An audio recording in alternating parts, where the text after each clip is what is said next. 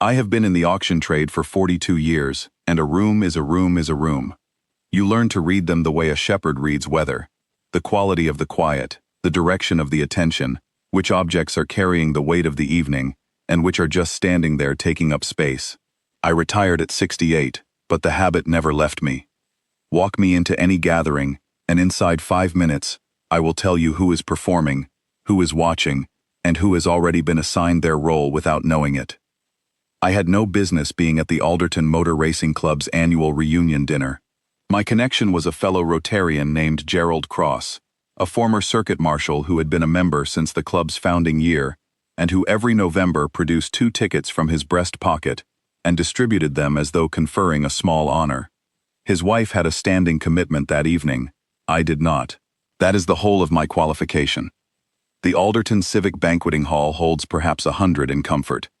That night there were 60, arranged at round tables beneath a ceiling of box plaster cornicing, and strip lights softened, just barely, by red paper filters someone had fitted for the occasion.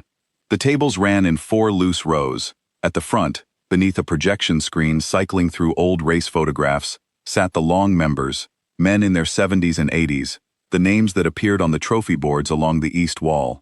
Behind them, the younger generations, their blazers a degree brighter.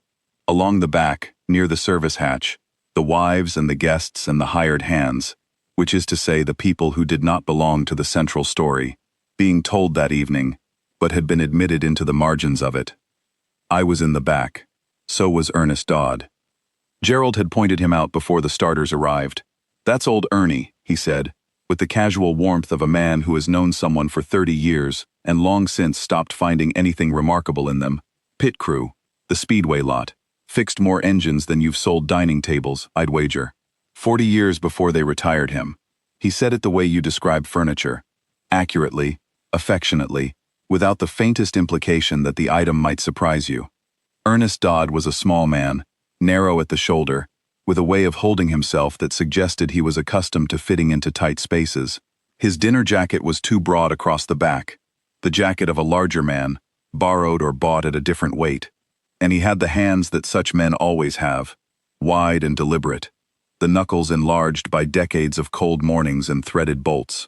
He sat with a glass of water, and spoke when spoken to, and otherwise watched the room the way I do, which is to say with a professional patience that most people read as vacancy. The upright piano stood against the west wall, between the service hatch and the photograph of the 1974 championship team. It was a Broadwood, old, dark walnut, the fallboard closed and latched.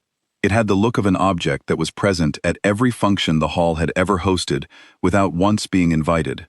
A piano in a banqueting room is always slightly apologetic, as though it arrived for a different occasion and has been too polite to leave. Ernie had drifted toward it during the interval, the way a man who has spent his life around machinery will drift toward any mechanical object simply to be near it. He was not touching it. He was standing beside it with his water glass, looking at the 1974 photograph, when the MC, a man named Brendan Fossey, the club's vice chairman, and the sort of man who treats a microphone as an instrument of personal expansion, spotted him from the front of the room. What I will say of Fossey is that he was not, I think, cruel by intention. He was the kind of man who performs constantly, and has therefore mistaken performance for personality. He had been talking for 11 minutes about the club's silverware when his gaze found Ernie beside the piano, and something in the conjunction, the old mechanic, the closed instrument, the gap in the room's attention that needed filling, produced the remark.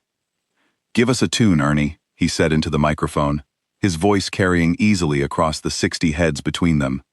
"Since you're standing right there, something simple, keep it short." He smiled at his own generosity.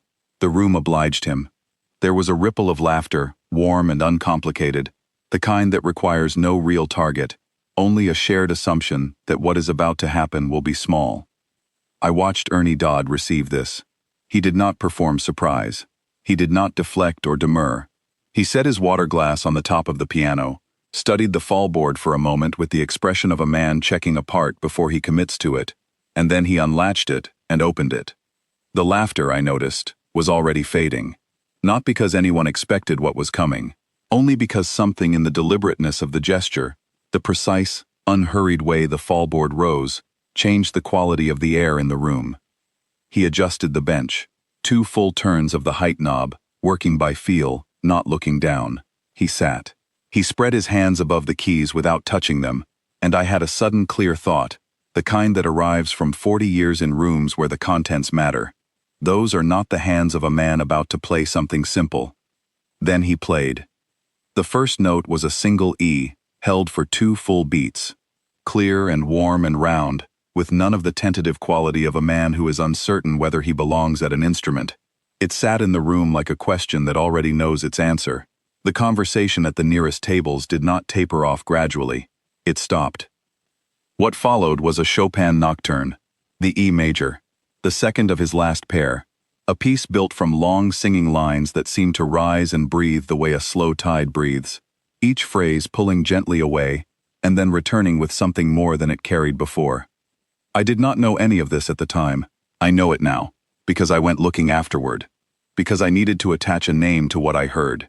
I found a recording of it eventually, on a Saturday morning, with the house quiet, and I sat with it, and understood that what I had heard in that banqueting hall was not a diminished version of the piece. It was the piece, played by someone who had spent 6 years learning not its notes but its meaning. At the time, I only knew that the room had gone entirely still, and that the stillness had a quality I recognized from the auction floor at its rarest, the quiet of people who have simultaneously understood that something in their possession is worth more than they believed. Ernie played without looking at the keys. His eyes were open, but directed at some point above the instrument, or perhaps at nothing at all. The 1,000-yard attention of a man not performing for an audience, but keeping a private appointment in a public room. His hands moved across the register the way his hands had always moved, I supposed, with the economy of a man who has worked in confined spaces and learned not to waste emotion. But there was nothing mechanical in the sound. Each phrase arrived slightly different from the last, the way a human voice changes when it is saying something it means. The hall's strip lights buzzed on, indifferent, and somehow the buzzing did not reach the music. Beside me, Gerald Cross had set down his wineglass. Across the table, a woman I did not know, the wife of one of the long members, a compact woman in a dark green dress who had been talking quietly throughout the speeches, had both hands in her lap and was looking at Ernie Dodd with an expression that I can only describe as reckoning. 3 minutes in, she began to cry. She made no sound. She simply let the tears come, with the composure of a person who has decided that fighting them is not worth what it costs. I watched Fosse. I could not help it. He was still at the front of the room, still holding the microphone, and the microphone had never looked more useless. He had begun the evening as its center of gravity. He was now peripheral to it, and he knew it, and the knowing was written plainly on his face, a particular arrangement of features I have seen on the auction floor when a bidder who entered the room confident of value discovers too late that they have been reading the wrong lot. Not cruelty, not malice, only the plain geography of being in the wrong place in the story. The nocturne is not a long piece, 8 minutes, perhaps 9, if you play it with the full weight of its markings. Ernie played it that way. He did not rush the return phrases or abbreviate the repetitions. He played it to its conclusion, which is not a dramatic ending but a quiet one, the music winding down, not with a gesture, but with a gradual, deliberate settling, like a tide withdrawing to its proper depth. The final chord was E major, soft, and he held it until the last of its tone had thinned, and the room had taken it completely in, and then he lifted his hands and placed them in his lap. The silence lasted longer than silences usually do. In 40 years of auction rooms, I have counted silences, and I know what they mean. This one meant that no one was yet prepared to return to where they had been before the first note sounded. Then the room stood. Not all at once, not on a signal, but in a rolling progression from the nearest tables to the back, the way a field of wheat rises. Gerald was on his feet beside me. The woman in the dark green dress was on her feet, still wet-faced, applauding with the frank enthusiasm of someone who has given up caring how they appear. At the front of the room, Fosse set the microphone down on the table and stood, and he applauded with the rest, but he was the last to rise, and he did not meet anyone's eyes, and I do not think he has forgotten the evening any more than I have. Ernie Dodd did not stand and bow. He sat for a moment with his hands in his lap, and then he closed the fallboard with the same deliberate care with which he had opened it, and he stood and turned to face the room, and he said, in a voice that required no microphone, that he was sorry if it was longer than asked for. That was all he said. Then he latched the fallboard and picked up his water glass and stepped back toward his place at the rear of the room, and people reached out and touched his arm as he passed, and he nodded at each of them and moved on. I found him afterward, near the exit, collecting his coat. I told him I had not known, that I had been sitting in the back because I did not belong to the room's story, and that I had spent the evening reading the room the way I always do, and that I had not read him at all. He said that was fine, that most people didn't. I asked him where he had learned, and he was quiet for a moment, and then he told me. He had a daughter, Sylvie.